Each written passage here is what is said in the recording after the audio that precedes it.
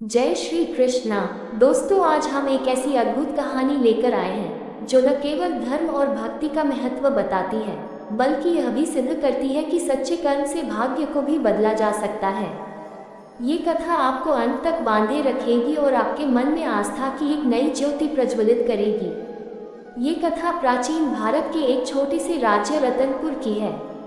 वहाँ के राजा धर्मप्रिय, न्यायप्रिय और भगवत भक्त थे, लेकिन वर्षों से एक समस्या थी। राज्य में हर वर्ष अकाल पड़ता था, फसलें नष्ट हो जाती थीं और लोग भूखमरी से तड़पते थे। राजा ने कई उपाय किए, लेकिन समस्या जस की तस बनी रही। एक दिन राजा अपने दरबार के विद्वान ऋषियों से इस संकट का कारण पूछते हैं। एक वृद्ध ऋषि कहते हैं, राजन, ये केवल प्रकृति का क्रोध नहीं है, बल्कि यह मानव के कर्मों का फल भी है। जब तक राज्य के लोग केवल भाग्य के भरोसे बैठेंगे और सच्ची भक्ति और कर्म नहीं करेंगे, तब तक ये संकट बना रहेगा। राजा चिंतित हो गए।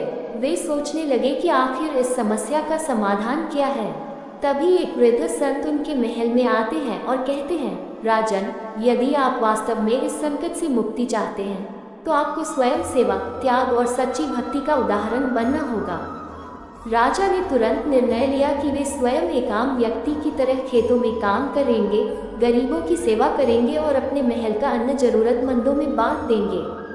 उन्होंने राज्य के लोगों को भी प्रेरित किया कि वे केवल भाग्य के भरोसे न बैठें, बल्कि अपने कर्मों से अपना भविष्य बदलें।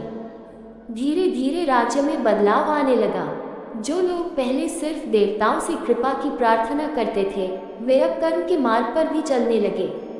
एक वर्ष बीतते बीतते राज्य में भरपूर वर्षा हुई, फसलें लहलहा उठी और राज्य में खुशहाली लौट आई। एक रात राजा को स्वप्न में भगवान विष्णु के दर्शन होते हैं। भगवान मुस्कुराते हुए कहते हैं, हे राजन, तुमने ये सिद्ध कर दिया कि भाग्य से भी ऊपर कर्म का स्थान है। जब मनुष्य निष्काम भाव से सच्चे कर्म करता है तो स्वयं ईश्वर भी उसकी सहायता करने को विवश हो जाते हैं।